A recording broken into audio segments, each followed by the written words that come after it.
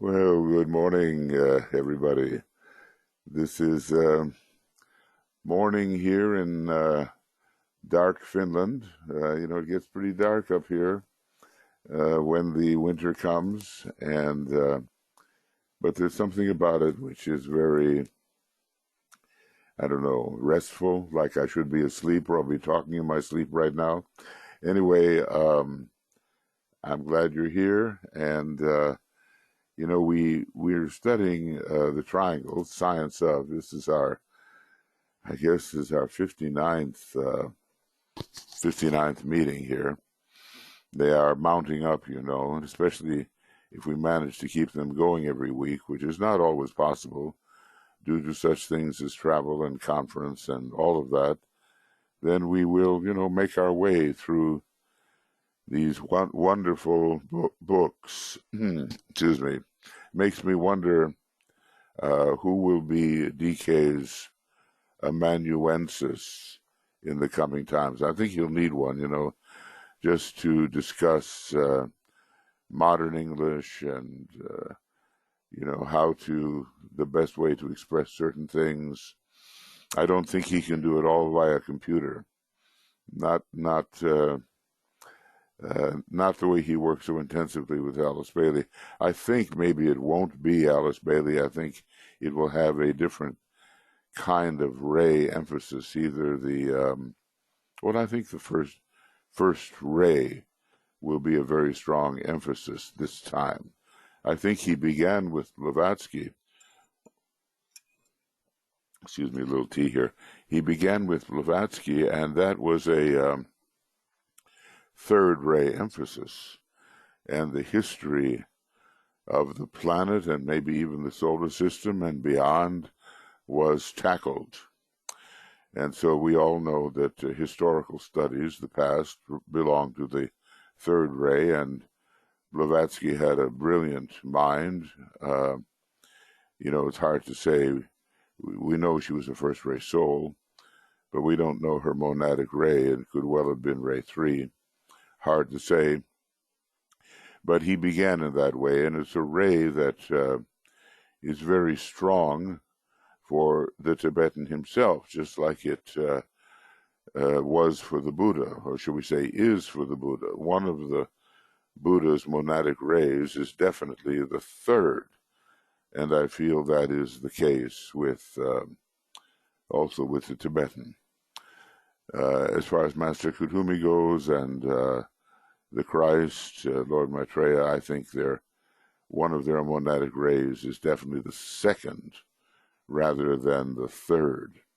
Anyway, people who achieve great things relative to where we stand turn around and revolve upon the pedestal of light and face the other way, and the 7 points of light within them transmit the outward streaming radiance, and lo, the path of the face of those upon the darkened path receives that light, and for them the way is not so dark.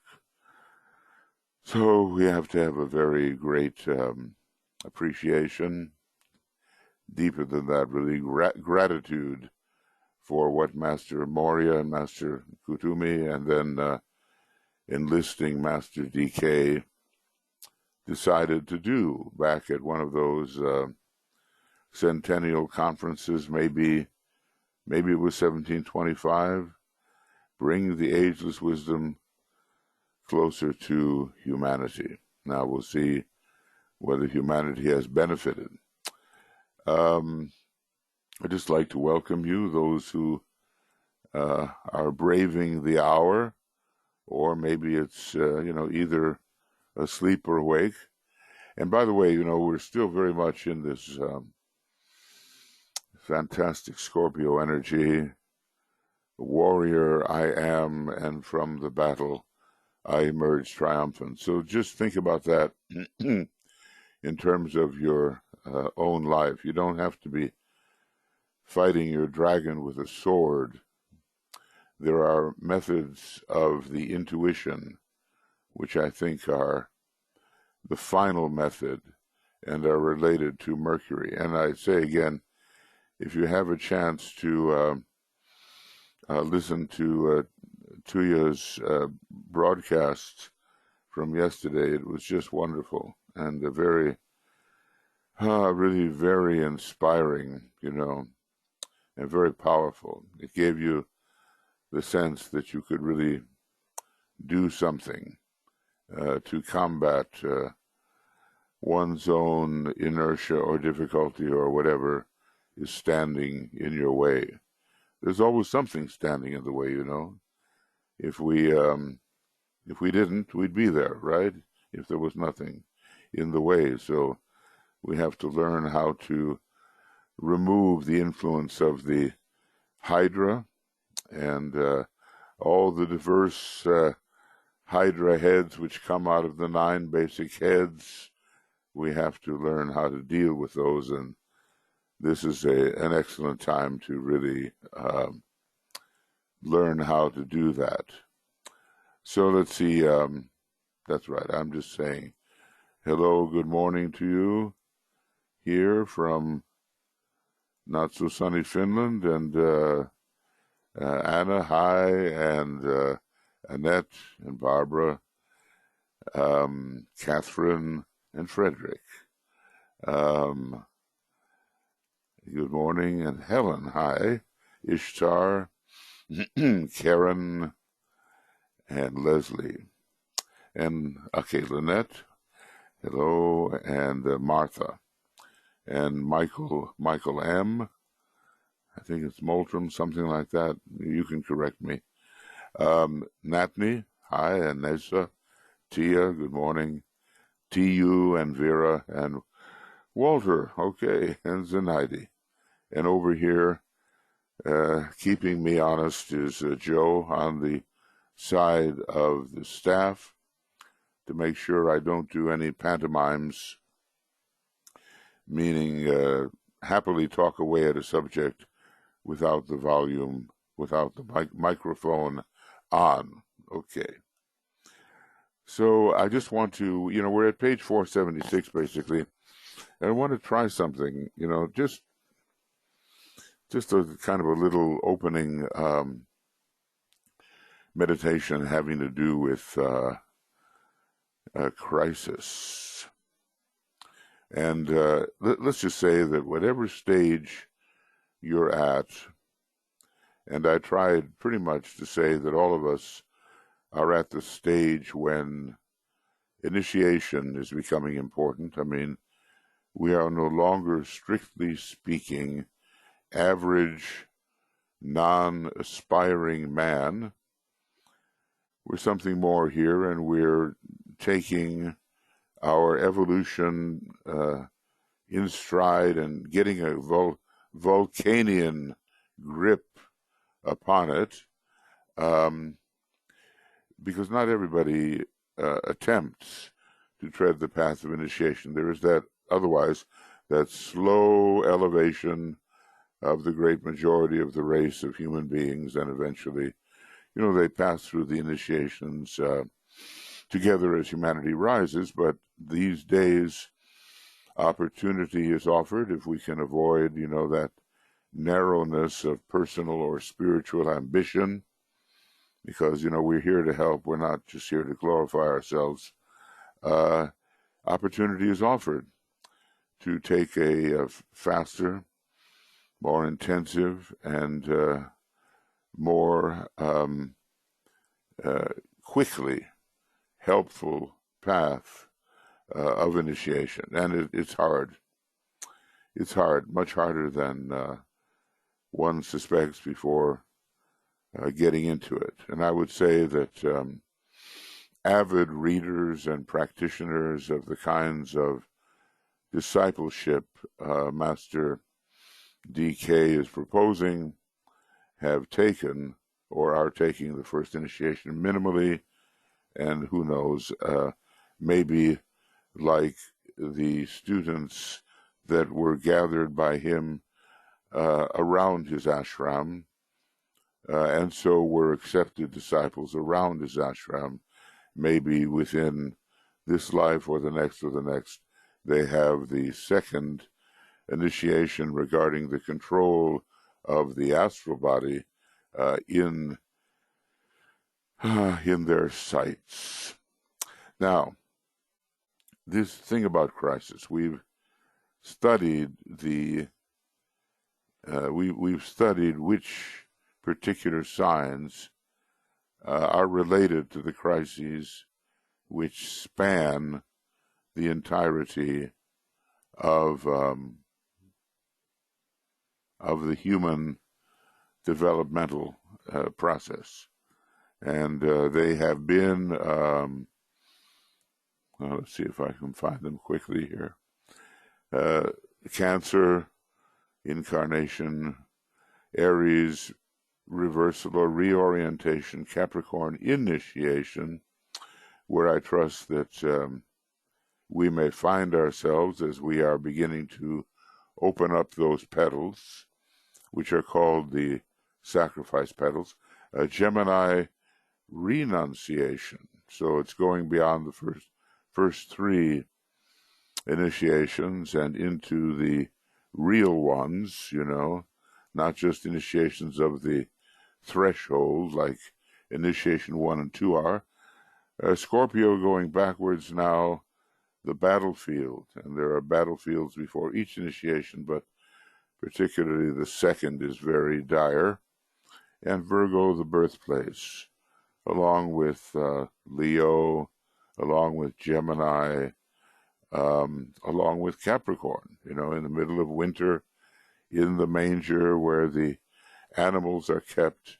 What does that mean, really? We're kind of born into an animal-like state, and we begin to realize that the Christ consciousness has to grow within this being that is more animal than it is truly spiritual. And we learn how to do that and to handle our Martian animal nature. And finally, Leo, ruled by Uranus and the Sun. It's the final burning ground here, and we are liberated into the higher initiations. So those are the crises, and they span the whole gamut of human evolution from start to finish. Now, that means that each one of us is in one phase of this or another. We may be passing through the Virgoan birth. We may be on the battlefield with the Hydra in Scorpio. Scorpio can rule the first three initiations, and in a special deadly way, the fourth initiation. Scorpio kind of prevents you from leaving the battlefield with a causal body still intact. Although ultimately it is divine love that destroys the causal body. I think that's so interesting. And then all five of the first initiations, Capricorn, and then Gemini, the head of the cosmic Christ. That's what it's called. A friend of mine who's an excellent astrologer, he says, well, it really belongs on top of Orion. Orion doesn't have a head. Orion is the body of the cosmic Christ, and Gemini, near the constellation Orion in the sky, is the head of the cosmic Christ. Well, none of us is dealing with the final burning ground. And my guess is, in a class like this and studying what we're studying, none of us is dealing with having the fourth initiation in sight necessarily. However, a lot of people passing through the dire conflicts of the second initiation think they are passing through the fourth. And that takes place a lot more often than one may suspect. The statement goes something like this: oh, my life is so hard, I must be passing through the fourth initiation.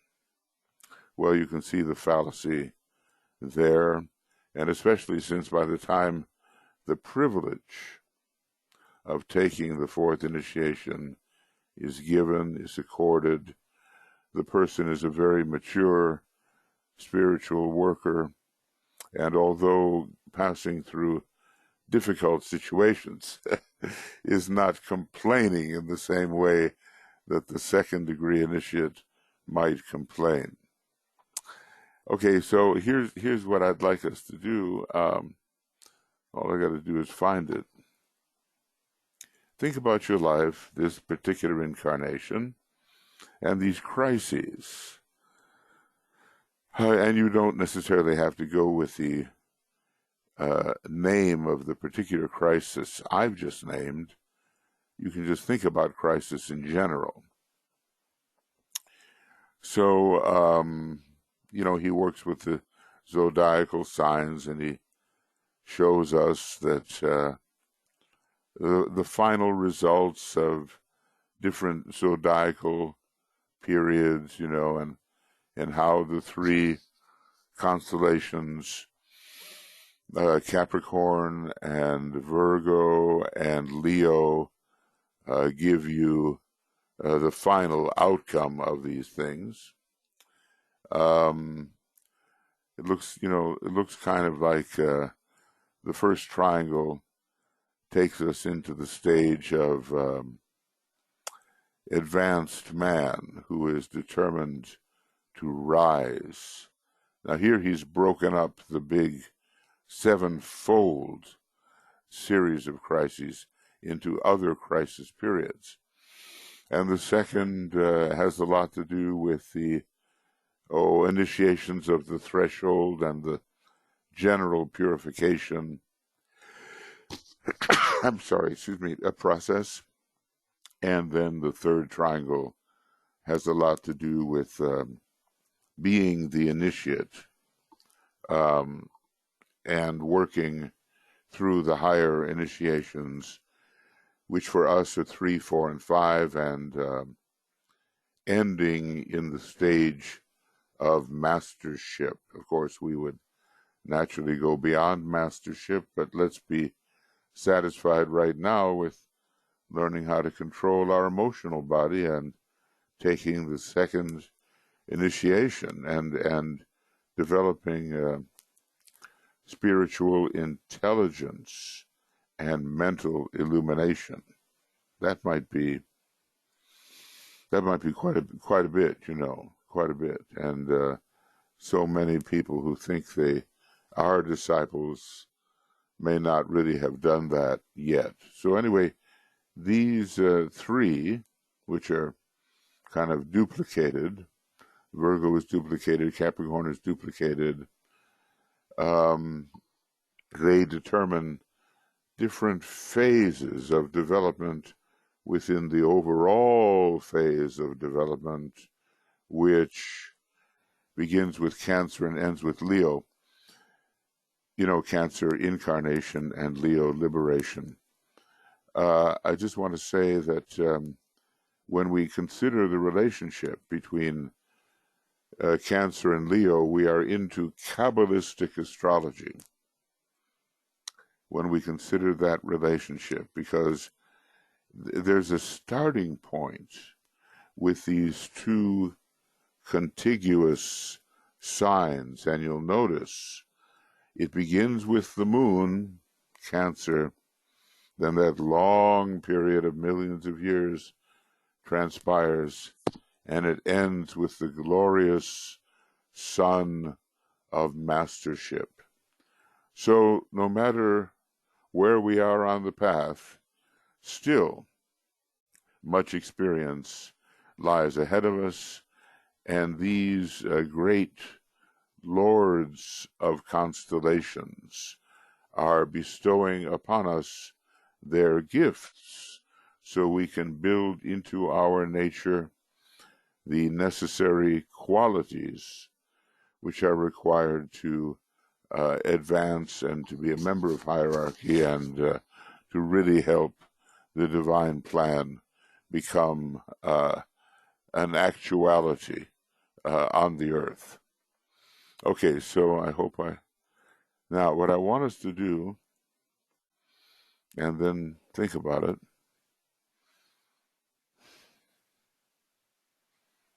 Okay. DK warns us nothing is achieved in a single day. It must be remembered that only through much repetition and frequent focused effort. Notice you can do random effort and you may not get very far, since there is the difference between, I always used to be told this, Michael, there's a difference between action and motion.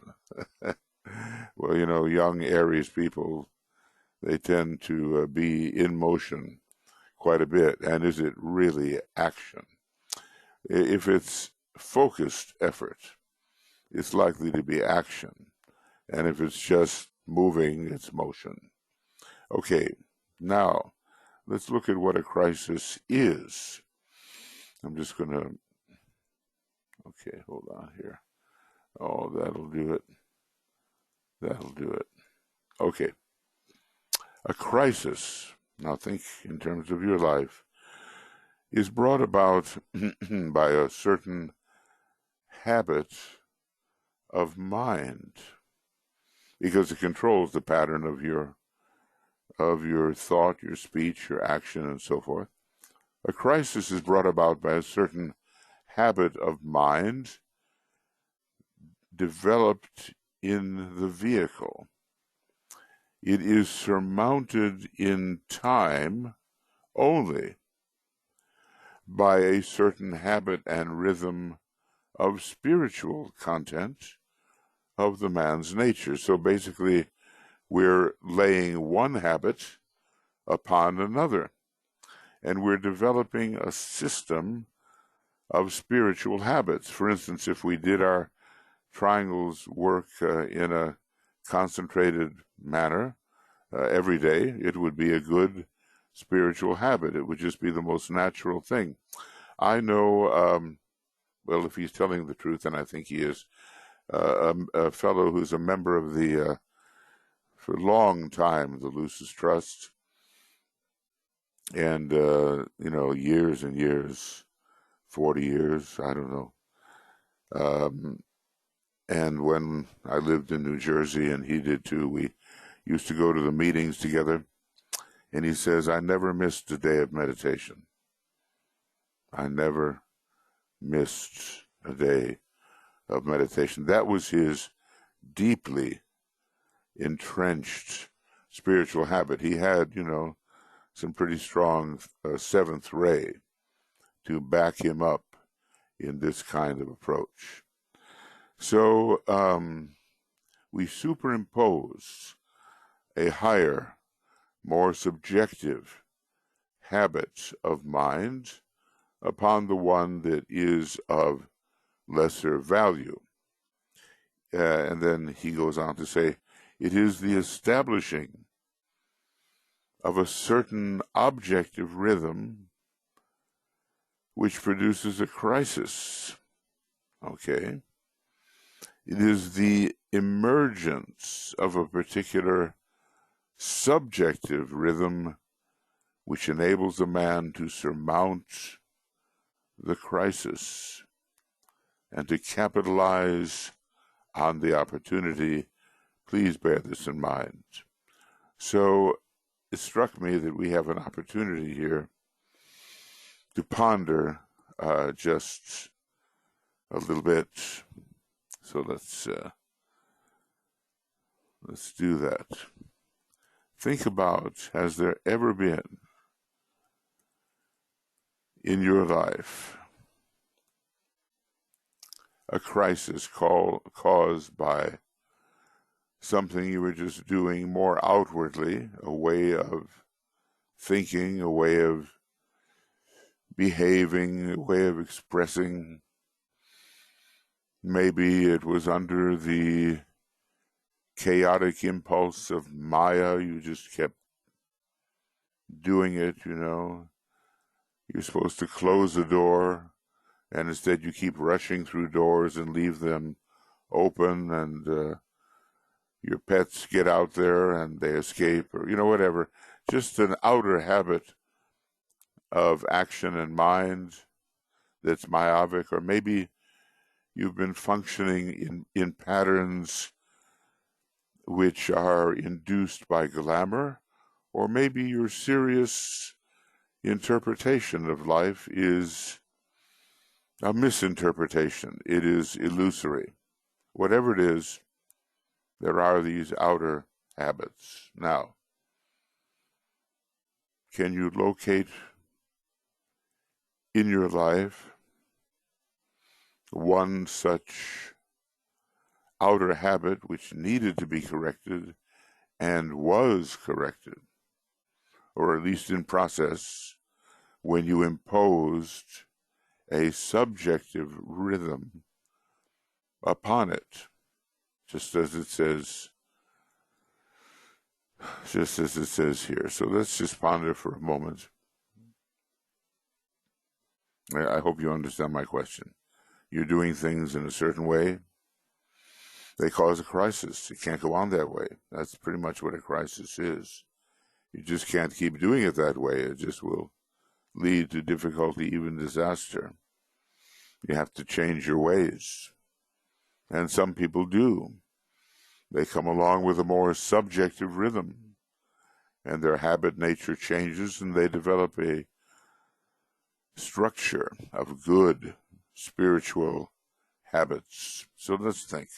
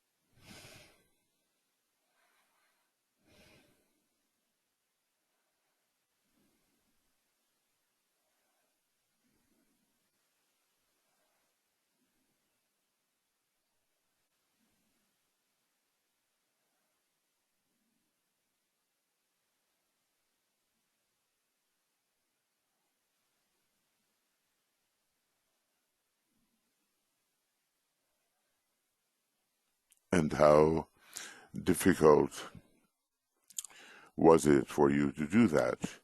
If you managed to impose upon your crisis, caused by an objective rhythm, mostly, a pattern that was a better pattern caused by a particular subjective rhythm. Did you experience the back and forth of it? It pretty well goes with the Yoga Sutras. And there's a statement in there, I'll paraphrase it. When thoughts contrary to yoga arise, substitute thoughts contrary to those thoughts which have arisen. So it's like saying, oh, I'm thinking something. It's not good. This is not how I want to use my mind. So you propose, invent, impose a different quality of thought altogether. You know what I mean. So just think about that and the changes you may have made in your life. Just think about those people who are addicted, some kind of substance abuse. Even now, there's addiction to cell phones and addiction to computers and the internet and addiction to games, the gaming mentality. Well, that can just run away with you, and can cause all kinds of outer consequences. And then you have to correct that. And in the correction, there may be friction. when a new and better pattern, habit pattern, is imposed upon an old habit pattern, friction arises.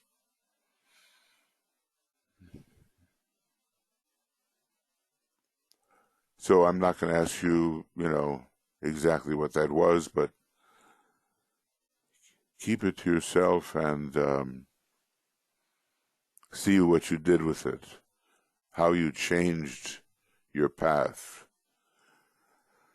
Let's say people are addicted to certain narcotics. They're addicted to alcohol. Let's just start with two of the common ones. Now, along comes the 12-step program, and they attempt to fulfill those 12 steps instead of the pattern of evasion and lying and ill health and unreliability and all the rest of it that they had been involved in that had caused the crisis. The imposition of the 12-step program is a new and subjective rhythm. It's not easy to fulfill, and many disciples would be in better shape than they are now if they could even fulfill one of those 12-step programs. Okay. Now, we've been talking about initiations. Last time we reviewed the 7 planes of divine expression. We have the 7 states of consciousness that pertain to the 7 planes, because the Tibetan statement is, and at first you really have to think about it, each plane, he says, is a different state of consciousness. So the plane and the state of consciousness are in a way equivalent. Now there are the 7 crises that we've been talking about, leading to expansions of consciousness. Each one of those crises, if properly faced, will lead the individual to an expansion of consciousness. Then, of course, the 7 initiations, which climax in the initiation ceremony with the expansion of consciousness. And I already pointed out, did I not, that when you want to study a good little compendium of the initiations, just go to page 340 in the rays and the initiations. And there you have what you need.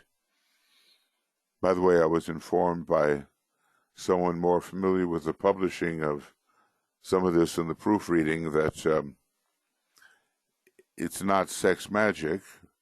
It would be an abuse of the 7th ray. It's sex and magic. Sex period, magic period. Although I suppose, in the New Age, this particular abuse can appear among the strictly mental magicians without the heart. He warns us about that. Anyway, if you want that compendium and what leads to these initiations, page 340 is the page to go to. So the 7 crises leading to expansion of consciousness. And look, before every true disciple, such as we hope we are, lies an expansion of consciousness, and even every true disciple is being prepared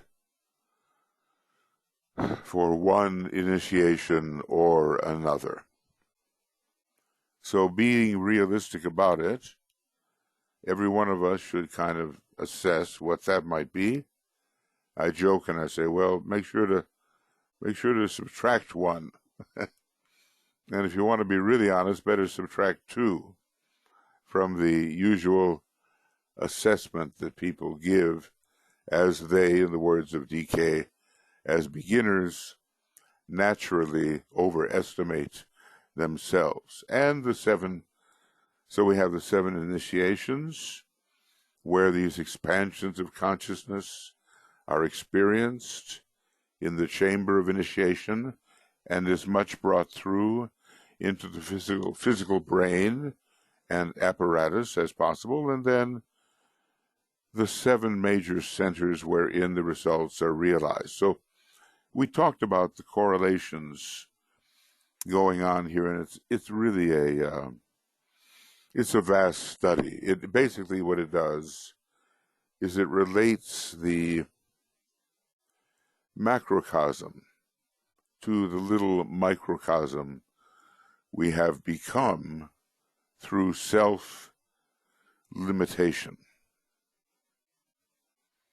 Okay. Now, let's see where we are here.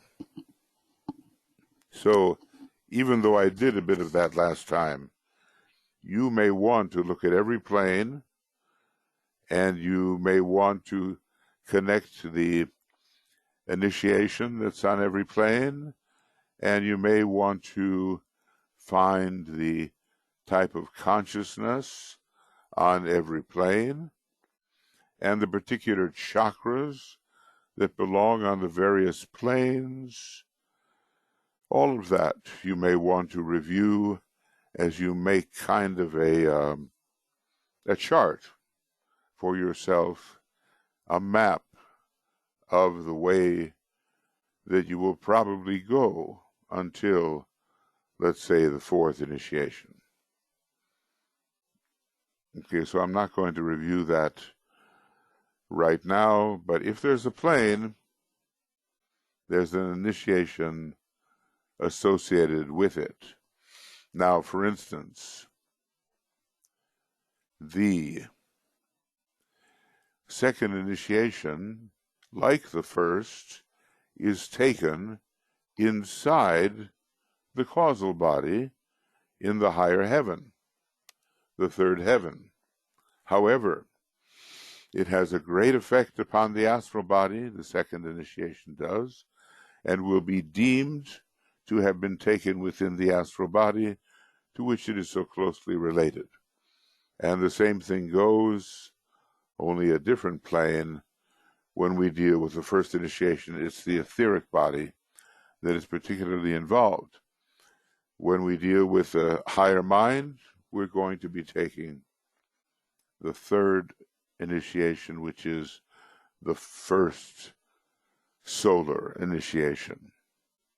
And when we deal with the Buddhic plane, we take the 4th. The Atmic plane particularly gives us the 5th. The monadic plane gives us the 6th initiation of Chohanship, and the 7th plane, Logoic, makes us an initiate of the 7th degree. And we are then resurrected into the sea of fire. This is where you find the Christ. This is where you find the Buddha. Their home, like the home of Shambhala, is now in the sea of fire. And when the Buddha comes to us and puts in kind of an etheric appearance during the Wesak, it's at a great sacrifice. To descend so far down is sacrificial. And we have to realize, well, we will realize later what that involves, even though it's just for 8 minutes a year. The study of the number 8 is amazing. It is the Buddha's number. It's also the Scorpio number, being the 8th sign, and that number is opposite Taurus, which was the Buddha's sign. And the figure 8 also allows you to go from the highest level of the cosmic physical plane onto the lower levels of the astral plane. just the way an initiate of the 8th degree would be practicing physical, astral, physical, astral, physical, astral. We have a lower correspondence of that as we practice going out of the body, into the body, out of the body, into the body, which he tells us we have to be able to learn to do at will. And it's not really until the 6th petal is open and the love petals are completed that a person can at will go into the body and out of the body and so forth at will.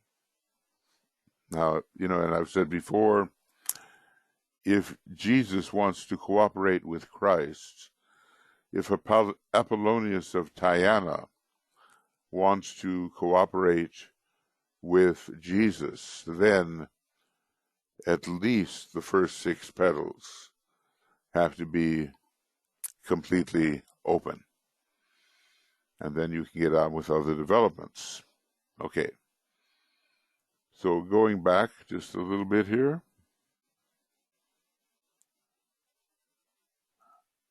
Yeah.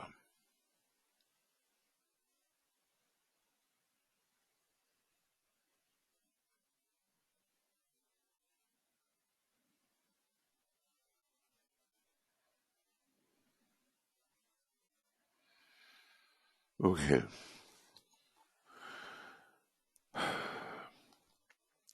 Now, here are some statements. Crisis leading to expansion and expansion to initiations. And Master DK is showing us important signs related to the 7 initiations and to the chakras through which the expansion of consciousness in these initiations will occur. Well, as I say, there's a lot of Virgo and Gemini and Capricorn and Leo, you might want to make note of that, involved in initiation number 1, and in a way, you are entering the etheric stage. Now, what is the signal of the first initiation? That the etheric body, carrying higher energies, should control the dense physical instincts, which are built up over just so many years, but the etheric body has the control and says no, or yes, or allowed, or not allowed, and so forth. So that's where Aquarius comes in, because with Gemini, it's an air sign. Those 2 signs, make note of this, Gemini and Aquarius are particularly the 2 etheric signs, having most to do with the etheric body, and maybe when you have an incarnation that way in one of those signs, the etheric body will be involved. So Gemini is here, and Cancer, and Leo also. Oh, I can't seem to get that. I guess we could be here all day while I try to do this. Something's wrong. Something is wrong. I'm not getting the A I want. I see what's happened. Okay. A, and now I'll make it littler, and then Leo. Okay. Now the second initiation, through which the majority of Master DK's students were intending to pass, not so many of them right in that very incarnation, but a few. Alice Bailey's secretary, RVB, he was one. And a very strong first-ray soul, I think it was DLR, he was another one that was hovering around that point. And there was a very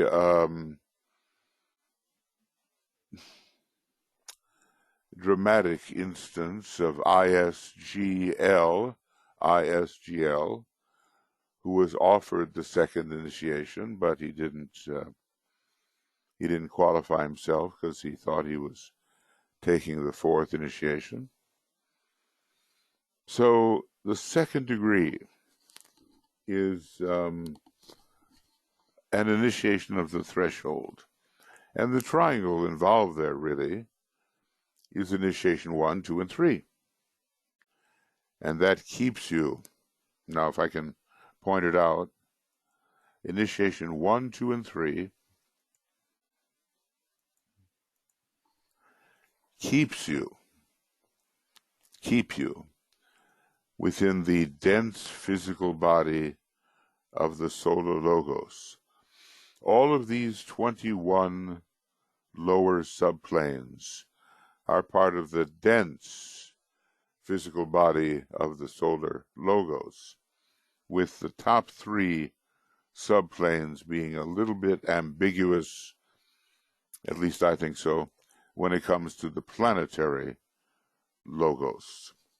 And then, after initiation 3, there's a new triangle, 4, 5, 6, and all of them, those initiations are found in the cosmic etheric body of the solar logos. Well, again, with a little ambiguity for the monastic point. But if you take 4, 5, and 6, rather than 3, 4, and 5, it's all taking place in the cosmic etheric body of the solar logos.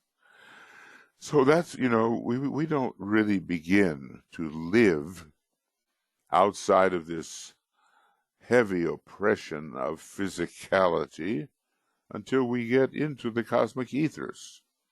And that's what Master DK is trying to help us do. Build the Antakarana in one of 3 forms, or maybe all 3 forms, and get into the cosmic ethers. Now, when it comes to building the Antakarana, it's kind of a triangle, and each path, whether into the soul or from the soul to the monastic permanent atom, or from the mental unit straight to the monastic permanent atom, all these methods will take you to the antechamber of the cosmic etheric body. So that's our frontier. If I was asked what is the frontier before most of the students, I would say, well, yes, to learn about the meaning of soul on the higher mental plane, but beyond that, to learn to enter the cosmic ethers, where forms entirely change, the energy forms change, and you begin to have a planetary consciousness. Now, Dane Rudyard, he was an initiate, it's pretty clear, and DK said so. He was a famous astrologer and really sort of a Renaissance type. I mean, he was a musician and a composer and a painter, and, he was getting the most out of his, what I think was a fourth-ray personality and a second-ray soul. So he made his way, I think, into this planetary consciousness, and even wrote a book, the title of which has been changed now. I don't know to what, but it was called The Planetarization of Consciousness. From the time you take the 3rd degree, this planetarization really begins to occur. And it's just the beginning. There's so much more that consciousness can do. Now, each of the, I'm skipping over here to cosmic fire, because some surprising things come up about the various logoi and the initiations to which they may pertain. I wonder if it's page 400. I don't know. I'm just going to test it here.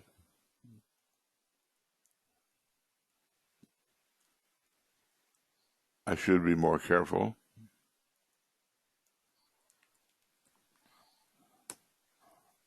Well, maybe not quite 400, but it's close. It's close. I know how to find it.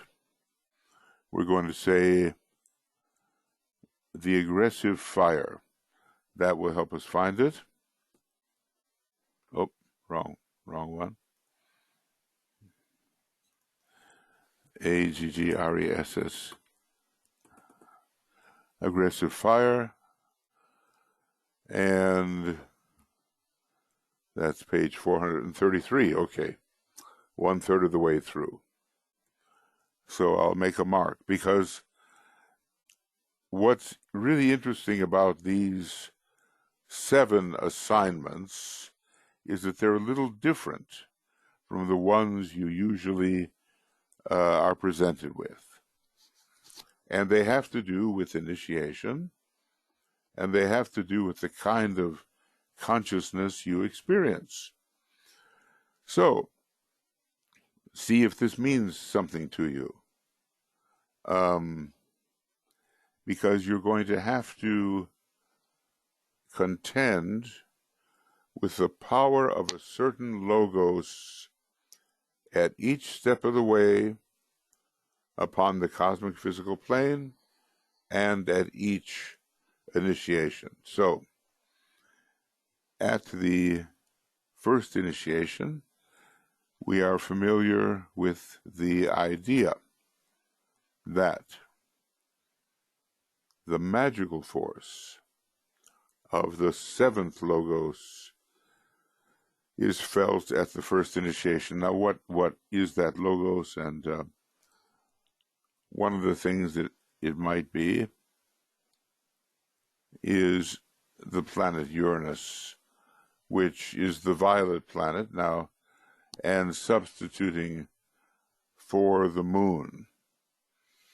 For instance, if you go over here, see if I can find this here. Yeah, this is it.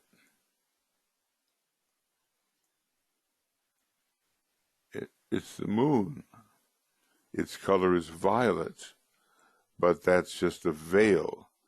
It's really veiling the electric fire of Uranus as it works out through matter. Now look at the adjectives that are used. Magical is used for the first initiation, and it's also used for the planet Uranus. It is a magical planet indeed. And now many of us are contending with, or have contended with, this magical force. What's the story about it? The story is that it's filled with rules and regulations. So many people at that particular stage, they have to do everything right, exactly right, in order to get their results. So Saturn is thrown in there, and a little bit of ceremonial Jupiter, all of these planets that have something to do with the number 7.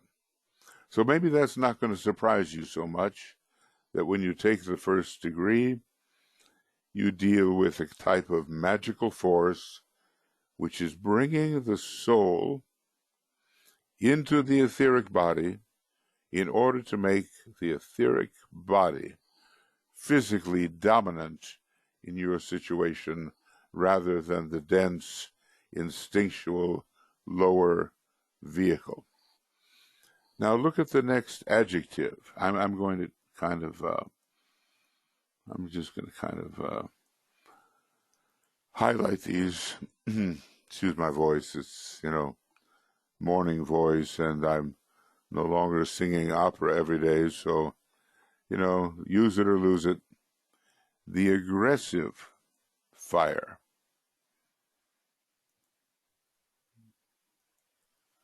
of the sixth logos is felt at the second initiation.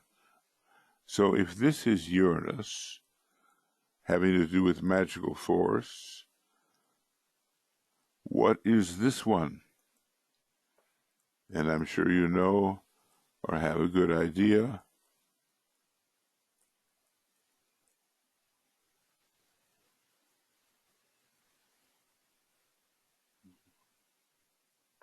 Okay.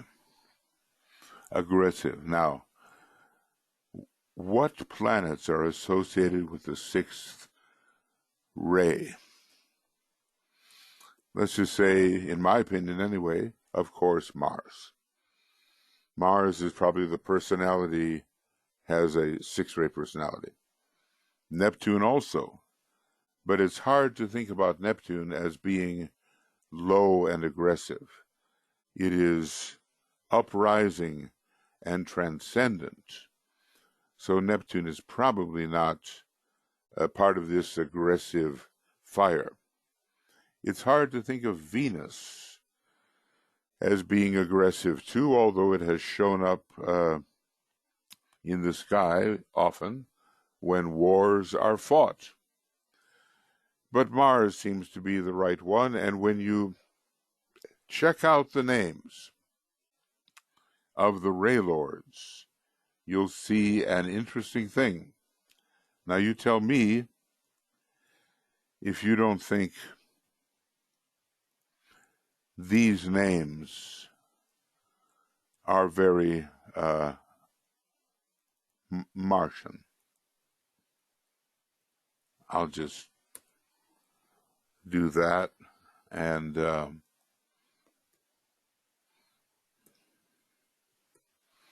yeah, I've got to go all the way to the sixth ray here, if I can find it. Yeah, I think I've gone too far, and it's more like in the 70s or something like that.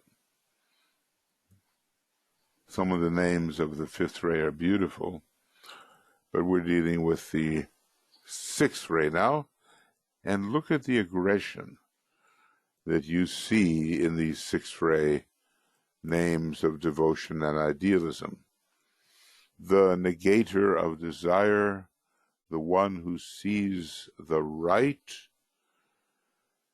I'll just name a few of them. The warrior on the march, the sword bearer of the Logos, the crucifier and the crucified, the imperishable flaming one, the implacable ruler, the one who leads the 12, aggressive sixth ray. And that's one of the reasons why it's difficult to pass through the second initiation. Now, what is the adjective here? The illuminating.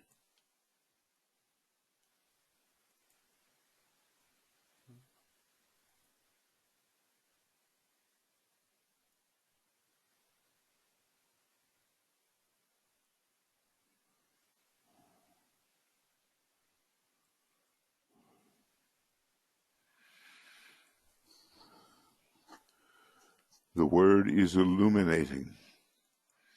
And it's so Venus. When you think of the relationship between the planet Venus and our Earth, it is that very bright object, and for us at least, the most luminous of all the stars. It's not really a star, it's a planet. Okay. So that's what you experience at the fifth initiation. Venus rules the Ajna center, and you experience illumination from the Ajna center. One of the things you're doing with the glamour meditation is you are building the illuminated mind by sending that fifth ray beam out into the astral plane and getting rid of those veils which prevent the light from shining. Now, this is interesting, the harmonizing life. Notice he changes the noun. Force is used for number 1, fire for number 2, light for number 3, and life for number 4. What do you meet at the fourth initiation? You meet harmony. And Mercury is very involved here, and Mercury in its soul nature is a planet of harmony through conflict. Mercury is the greatest ruler of Scorpio, which is the most conflicted of the signs, leading eventually to harmony. Now it changes, and this is what I want you to note. The usual sequence of initiations is seventh ray, first initiation, sixth ray, second initiation, fifth ray, third initiation, fourth ray, fourth initiation. Now usually, first ray, fifth initiation, make note of this, third ray of choice, the sixth initiation, and the seventh ray, the second ray of love wisdom is the seventh resurrective initiation. So that's the usual sequence, and you can find that sequence on page 340 of the rays and the initiations. But look how it's given here, an alternative point of view. Instead of the first ray for the fifth initiation, we're given the blending power of the third logos is felt at the fifth initiation. Well, what's that planet going to be? What logos will that be? Will it be Saturn? It's the great third-ray planet, but to consider that it has a blending power is maybe too much of a stretch. Mercury can help because it has blending power, and it also has a lot of third ray. So I think the court is still out on that one, the jury. But anyway, it's not the first ray. It goes by numerical sequence. I'm trying to think, if I went from the sun, I'm afraid I'd end up at Mars or Jupiter, and it wouldn't make sense. So I'd have Vulcan, Mercury, Earth, and Mars and Jupiter. None of them would quite qualify until we get to Saturn. Then look at this. The blending power is related to the revelation, that's the name of that initiation, of the divine paths which you must choose to tread. In the old days, you set right out on your path, whatever you chose. But now you're staying around to help Sanat Kumara because it's such a difficult time and such a difficult job. And then you, at the 6th degree, you go on your journey. And maybe you even stay around for a while, still more, to help him. As it is said, you make registration of your path that you choose. And then when he allows it, because the crisis is past on the earth, you can go your way. So the word is blending for the 5th degree, but admittedly it's hard to find the logos who does this, and it's not Jupiter, although Jupiter does have blending power. Now, look at this. The unifying heat of the 2nd logos is felt at the 6th initiation. Well, what does that suggest to you? Think of it. On plane number 6, from below, what is the ruler? And the ruler, it's quite obvious if you really think about it. The ruler is Jupiter. Jupiter is the ruler. It has the blending heat, and it fuses all things into one. So that's not it. And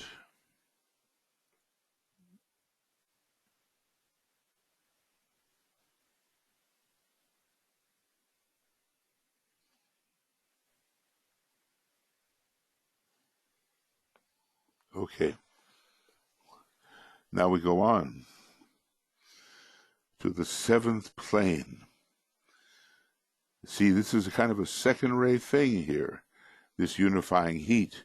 It's not the 3rd ray, as you usually find. No, it's something else. And now we're going to have something else again. The dynamic electricity of the 1st logos is felt at the 7th initiation. It's not the 2nd ray.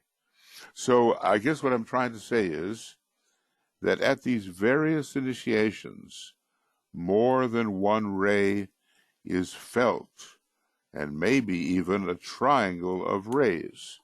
We would have to examine this closely.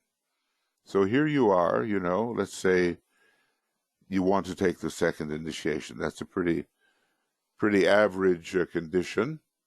And DK says, well, the disciple better consider himself or herself to be average, otherwise some kind of complex develops, and they isolate themselves and they fall into separation. You want to take the 2nd initiation, okay? Now, DK gives us elsewhere 3 planets which deal with the 2nd initiation. Elsewhere, these 3 planets deal with the 2nd initiation. Venus,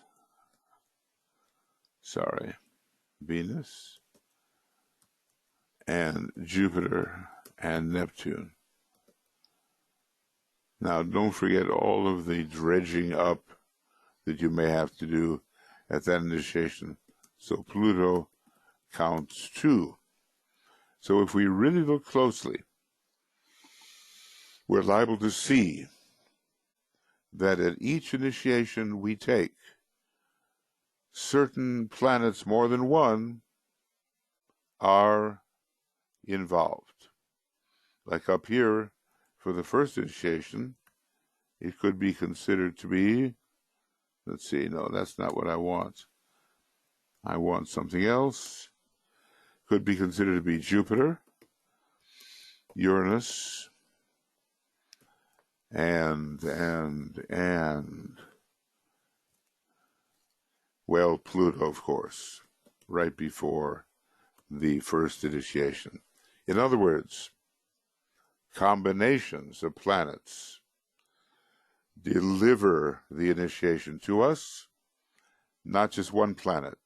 So we have to consult different lists of planets to see what we're dealing with. Now, when you study page 70 or 71 of Esoteric Astrology, and let me, quickly find that, because I realize my time is really already run out.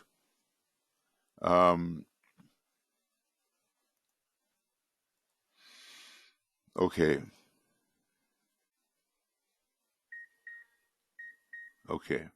I'm going to go to page 70. All right.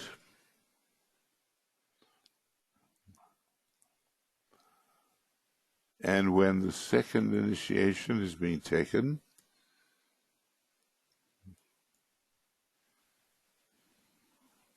we are influenced by Neptune, Venus, and Jupiter. And Jupiter and Venus are always fighting. You wouldn't think so, but one of them is, I forget the name from The Secret Doctrine, but Venus trains the yogis and Jupiter trains the average person. But what were we just told? We were told as well that we have to contend with Mars, the aggressive fire of Mars as well.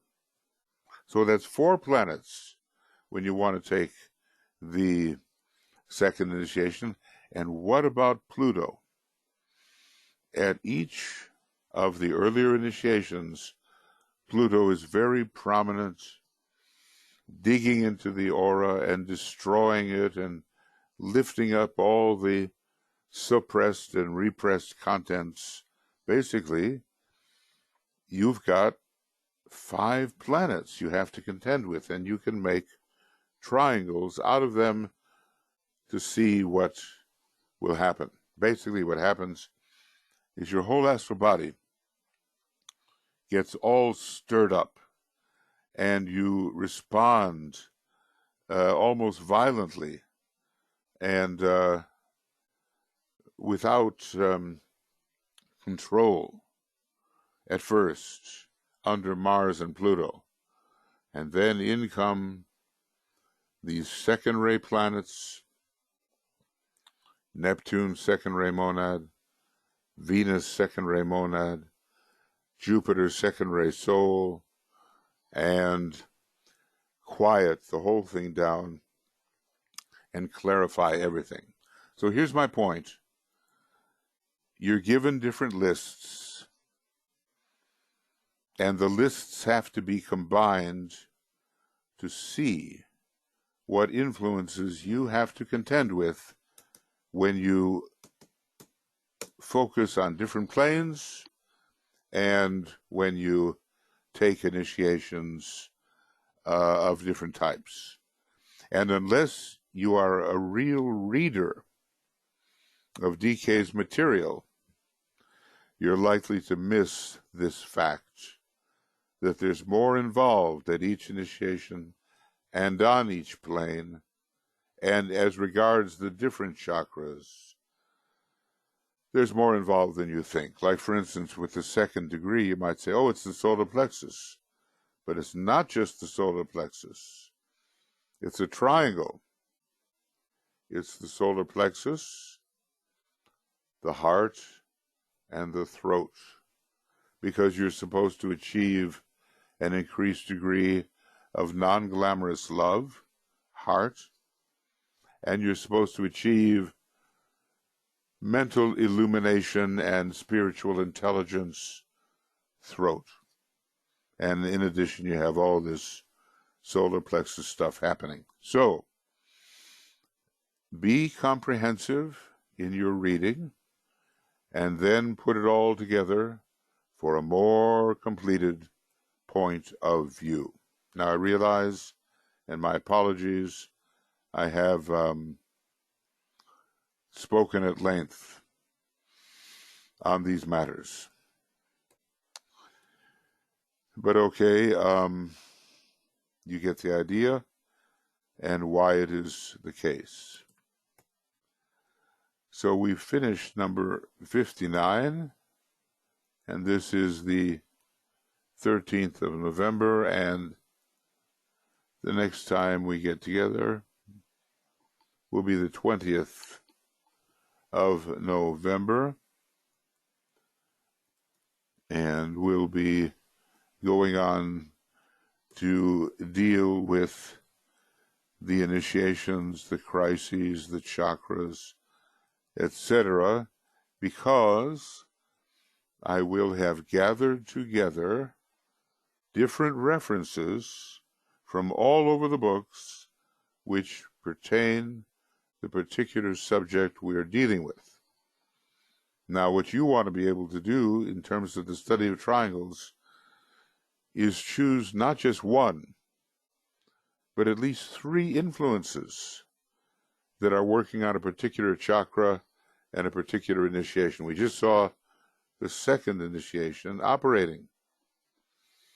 Now, the third initiation, we're supposed to have a big battle between the moon and a hidden planet, or Mars and the moon. Okay. And I contend to you, or I say to you, that's not quite enough. We have to see it, okay? It's not just Scorpio at the second initiation, which, and why do I talk about the second initiation? It's because for the average disciple at this time, that's really an important initiation, and DK had the group in his sort of, periphery of his ashram. So when it comes to this second initiation, the chakras involved, we've been told, are the solar plexus, heart, and throat, if we're going to attain what has to be done. But later on page 70 or so, or rather 170 of Cosmic Fire, it gives you still other planets which combine to contribute to your development as a second degree initiate. And remember what it says. I know I'm throwing page numbers around here, but on page 84 and 85 of Initiation Human and Solar, if you take the second initiation, chances are you can take, and even will take, the third and the fourth in the same life or in the life following. So what an opportunity where we stand, and it requires from us considerable arduous work. Regarding the third, we have here, let's see if we have the moon, Mars, and X. Now, what do you think? And I'll just be brief. Moon veils Vulcan, then Mars fights with Vulcan, and then Venus of the supernal light reveals itself. Lost am I in light supernal of the third degree, yet on that light I turn my back. Venus is not even mentioned, except elsewhere. You encounter it, fifth ray, third degree. What does this mean? All of this, study with meticulous entirety. DK has presented his work with meticulous entirety, and it's up to us to see whether we will study with meticulous entirety and put the information together. Okay, so my apologies for my ongoingness. You know, what do they say? This joke, you know, for recovering children of Gemini parents. I'm not a Gemini, but I have a lot of it in my chart. And it's instead of Al-Anon, you know, like for relatives of alcoholics, it's called Ananon for children and relatives of Gemini parents. Ananon. So forgive me for that. Now, your thoughts, your questions, anything that might pertain to this deeper look at where these triangles are coming from and the different levels of our expression that are affected. Etheric, our principles, and our astrological chart, the moon, the sun, the ascendant, or still higher, the sun, the ascendant, and the point opposite the sun. Triangles everywhere, and sometimes five-pointed stars, or squares, you know. Just look for the geometry. Catherine, oh no, I guess what I've done is put my little cursor there. Sorry, and I thought your name was coming up. Okay. Now, here's Michael Poultice. And so, yeah, I know nobody can see this right now unless Joe puts it in the chat.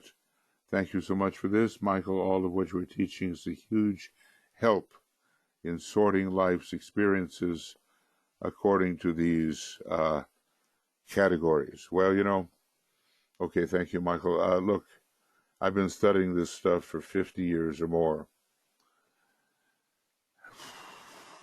Yeah, I mean, I think the first books, well, first of all, I had my teacher, but, you know, I get sentimental when I think of him.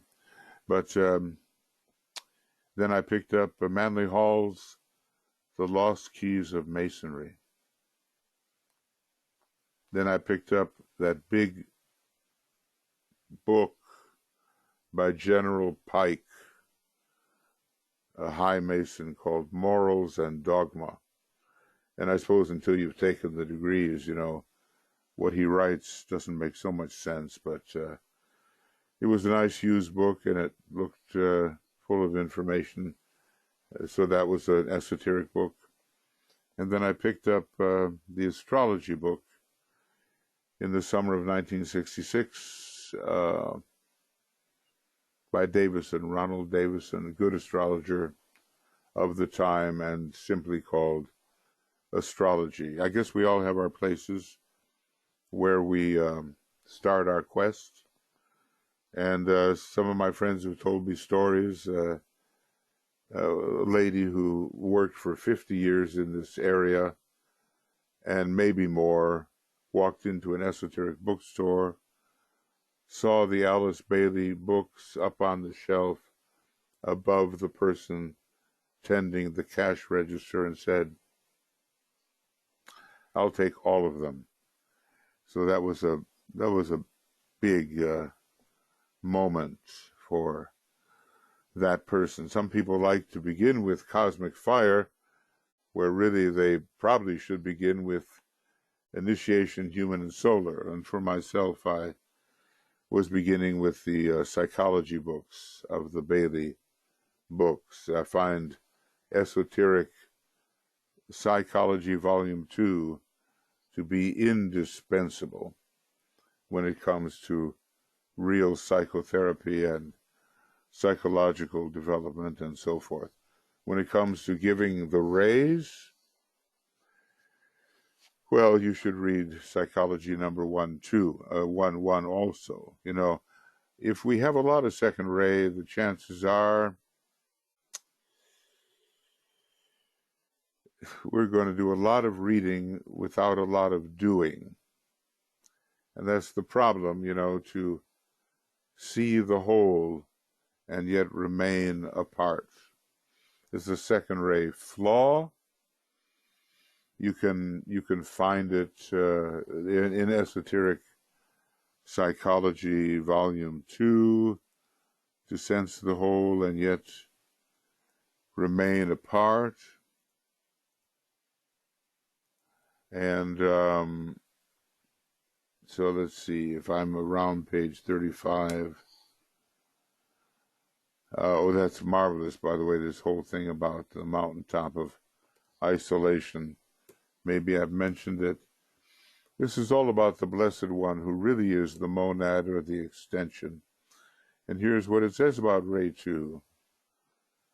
The capacity to sense the whole and to remain apart, even though you sense the whole.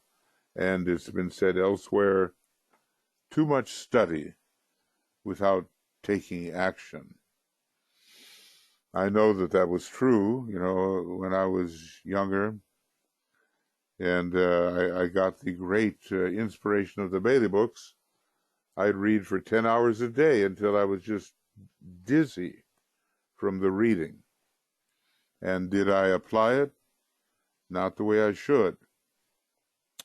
So many of these things are true, and fortunately, they do lead to a better, more plan-related way of thinking and feeling and behaving. So, sometime I'll have to take up with you the Blessed Ones. It's so fantastic. Because, DK sort of hints, he says, well, the psychology of the monad might one day be studied. And you say, oh, well, maybe another book. But when he has given us the Blessed Ones, he's given us the rudiments of the psychology of the monad. And there it is. And he leaves it to you to discover that he's already given it to you. And then, all of us, I think, are interested in what the monad really is, and we learn accordingly. We will learn. We just must persist in our studies, but our meditation and our application are indispensable. So Ishtar, yes, thank you. You're thanking me, I'm thanking you. And my knowledge is a drop in the bucket, unfortunately, but many drops fill the bucket. So they say, the dewdrop slips into the shining sea. What a way of talking about the individual becoming the whole. And at the same time, the whole becomes all those many little drops. Now, the idea is we know practically nothing. We may think we know a little bit here, a little bit there, but DK will tell you, and his knowledge is vast, I've just given you the ABCs of the ageless wisdom. Now, if cosmic fire is the ABC of the ageless wisdom, what then is he not giving us? And is huge what he's not. And yet, given our feeble capacity to absorb, understand, and apply, that's about all he can do.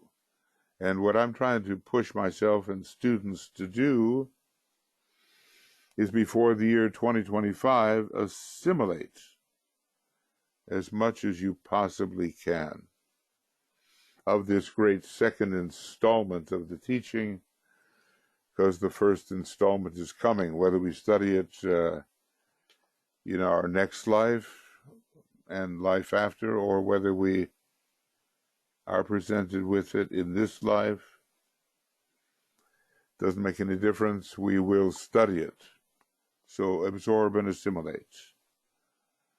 So, and Veronica, how do you fix this problem of the second ray with too much study without taking action? Well, you know, the triangle is a symbol of balance. And your average fanatic, I can count myself as the average fanatic here, just wants to go ahead on one thing and overemphasizes it. It's called the sixth ray. It's called the ray of undue emphasis. This is one of the ways that DK deals with it. But if we think of the triangle, now, you know, triangle, meditation, study, and service or action. All of those three have to be kept in balance, and we are responsible for looking at that triangle as we pursue our ageless wisdom work and say, how is the balance in my life? Am I, you know, there's some people who say, oh, I don't need to study, you know, I'll get it all from meditation. Well, forgive me, I've seen the results of the people who get it all from meditation. And then there are the people who want to get it all from serving, and good things happen, but their service could be deeper and richer, more informed, if they would just study a little bit. And then we talked about, you know, reading the books and getting dizzy. And going with Master Moria, who says that even a donkey can carry a library on his back. So I'm on the I'm doing a program. So I hear the knock at the door, you know, and it probably means that it's almost time. So that's what I would do. I would make sure my triangle is in balance. Now, probably each one of us, through natural ray and astrology, we favor one or the other or another. To keep the perfect balance is what we have to strive for. Now, we're told about the Christ, I think in esoteric healing, that he has the perfectly balanced endocrine system. And, you know, like I say, Libra, its symbol is the triangle. It's up there on the atmic plane. And not only is the Christ Pisces, but he is Libra as well. Okay, I just have to ask if is there some emergency? Hello, open the door now. I need to talk. Okay, well, I'm finishing up this program. Okay. Okay, well, emergencies are occurring all the time. Okay, so I think we are pretty much there. And Walter, you go ahead. You want to speak? Oh yeah, I just what you're saying near the beginning about the frequent error or illusion of often thinking that we're farther along the initiation process than we really are. And so my understanding, and correct me if I'm wrong here, is that even if we've met like all the requirements of a particular initiation, which of course is a very tall order, that doesn't mean we've actually been initiated to that particular degree and like gone through like the higher plane ceremony and such. And that I believe that initiation and in the current age is increasingly done in like a group matter instead of individuals taking X initiation individually. I think it's kind of like we're waiting for a train, and you may be ready at the station, but that doesn't mean a train is there yet ready for you to board, to use an analogy. So anyway, maybe many of us will be taking some initiation to altogether in the future. Well, let's just say with the conductor, all aboard. So, and we'll, you know, in groups of 3, 5, 7, 9, you know, odd-numbered groups, people will be taking initiation. I wonder about Master Moria and his dodecahedron, saying the invincible number 12. The Buddha had to wait a long time, you know. I mentioned that one. DK mentions it. He was ready for the 3rd degree on the moon chain, but at the time he was ready, it wasn't being offered. So sometimes he tells us, you may be ready, but the astrology which would allow you to take that initiation is not occurring, and you have to wait for it to happen. But he also says an interesting thing, and this is very important. He says the initiate is initiate before he is initiated, meaning that, yes, the ceremony does add a lot of things, and yes, it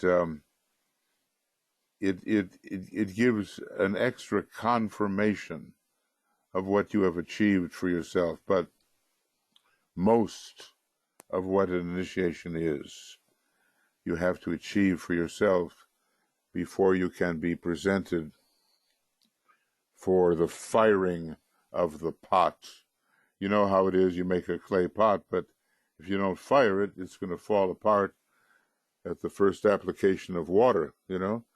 So we have to have the pot fired, and in addition to adding a few extra things, that's what the initiation ceremony does. Okay. But, you know, we may be, you know, ready, but these days, look, opportunity is with us, and lots of people are being drawn in. It's a great period of ingathering, as it's called. There's another name for it, too, other than ingathering. I'm always forgetting that word. But the idea is opportunity is with us now. Well, okay. Okay. Thank you, Walter. And Anna. Go ahead, Anna. You can you hear me? Hello? Yes, I can hear you. Yes, go ahead. Yeah, it was what you just say, is that initiate has to be initiate first before he is initiated. It's like brings like a dual triangle, dual triangle. So triangles from above and below, they have to be centrifugal and centripetal forces. We create response. We create fusion with the soul, and at the same time attracts the energy of monad, and the interaction creates this kind of a unity, and we submerge ourselves in sort of a dark night of the soul into the nothingness and emerge like a completely different being. And start a new existence. It's what you call infusion and sameness. It's like emergence and submersion all the time going on, and that we cooperate like this with universe. Yes, it's a constant expansion and deepening, and each one of those initiations has its peculiar type of consciousness, which is accorded to the would-be initiate. This, of course, is one of the reasons some systems of studies say, look, you can take all 5 initiations at once. But, you know, there's, in my view, there's a fallacy there, because the initiate must be initiate before he is initiated, which means that the person going into the 5 simultaneous initiations has already to be the equivalent of a master. And how did that happen, you see? So look, people are in a rush, and they want high achievement, then it's okay. But from the proper perspective, we have to understand that we are the graduate of numberless universes, according to the Great Breath, and that it's more the joy and the creativity and the inventiveness of the journey itself which has to be loved, rather than the rush to get where. Because in terms of what we really are, we will never improve. Now, I know when I say that, people may throw up their hands and say, what do you mean? I've lost friends over saying that. But I do what I believe presently is that every unit of life is essentially the absolute infinitude.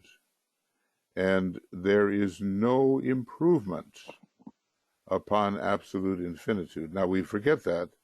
Within a universe, absolutely, there is constant requalification, refinement, improvement, and all that. But from what we essentially are, which I'm trying to bring forward in this identification of being group, is that we're all the same in being the utter being, and our articulated nature is absolute infinitude, which is not just any old infinitude. I mean, I can have an infinitude of apples or oranges, but it's not absolute infinitude. So yes, we evoke, by what we achieve, the downpouring of the accolade of fire. So I think that's what you're getting at. By what we have achieved within ourselves, a dual triangle is set up a kind of a resonance, and down it comes to confirm our plateau, our status at that place. And from that point, it's quite difficult to fall back. Yes, there are people that do fall back, but in general, DK said, the extraordinarily triumphant work of the Great White Lodge, indicating that so few find their way onto the left-hand path and into the Black Lodge. So, we've got very good people working for us, and we will be similar working for other people. Okay, Anna. Yeah, it's good.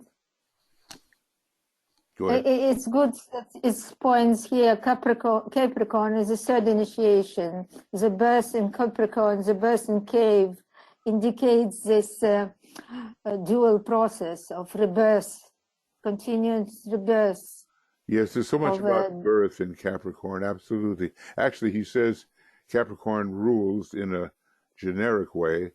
It rules 5 initiations, the first 5, but we think of it mostly in relation to the 3rd degree, just the way we think of Scorpio in relation to the 2nd, and maybe Leo in relation to the 1st. There are certain signs that have a big reputation in terms of a particular initiation. But like I've said in my video book about the egoic lotus, I've shown pretty much how each sign can be used initiatorily at any initiation. So for people who have the strength to go through it, maybe there'll be some clarification on those points. Yes, it's a study to the alignments. We have to learn the alignments, how to create the alignments. Well, alignment, of polarities. What does it say? Alignment is the beginning and alignment is the end. So, it's, yes, how to do that. And of course, within yourself, you have to undertake the work. And in a way, even though the teacher is there, nobody can help you but yourself. You are going to build this Antikarana uniquely your own way. So it's a big job, but it's worth the effort. Now I think I'm going to end now the work that we're doing, because I have this horrible feeling that one of our cats has escaped again.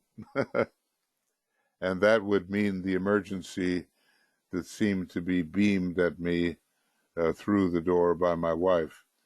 So, but we've talked for an hour and a half, and it branches out into different ways of thinking, and the great sphere of study is open to us, and many different types of meditation, and of course, in our own local environment, and wherever we can reach, we apply what we're learning, okay?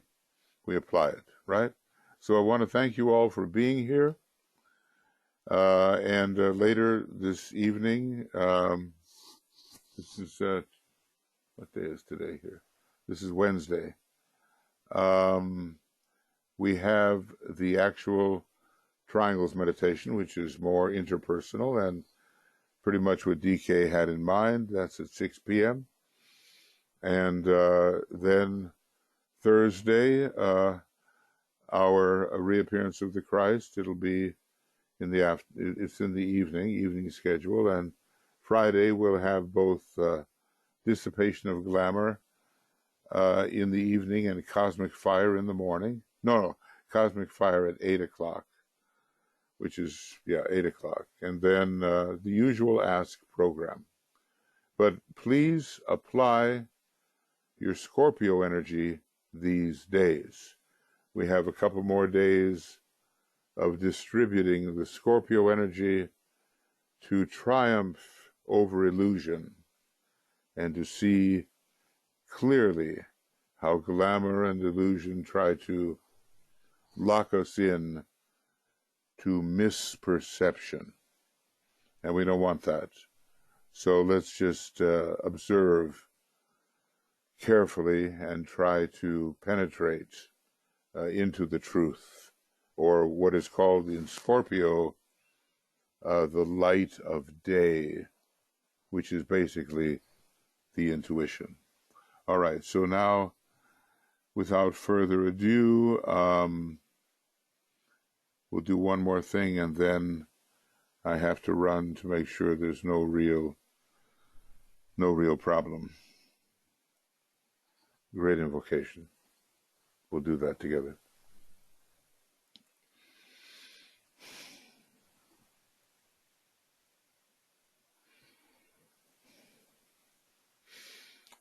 From the point of light within the mind of God, let light stream forth into the minds of men. Let light descend on earth.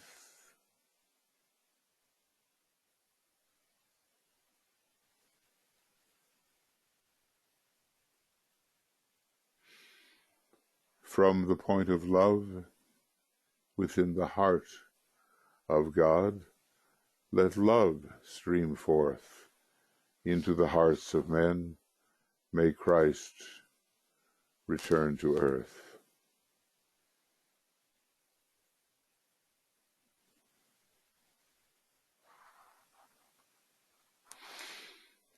From the center where the will of God is known, let purpose guide the little wills of men, the purpose which the masters know and serve.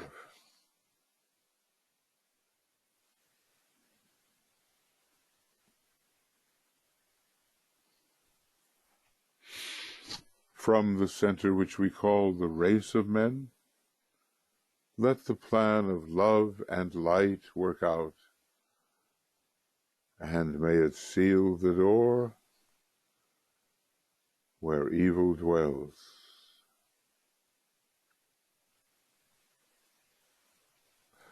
Let light and love and power restore the plan on earth.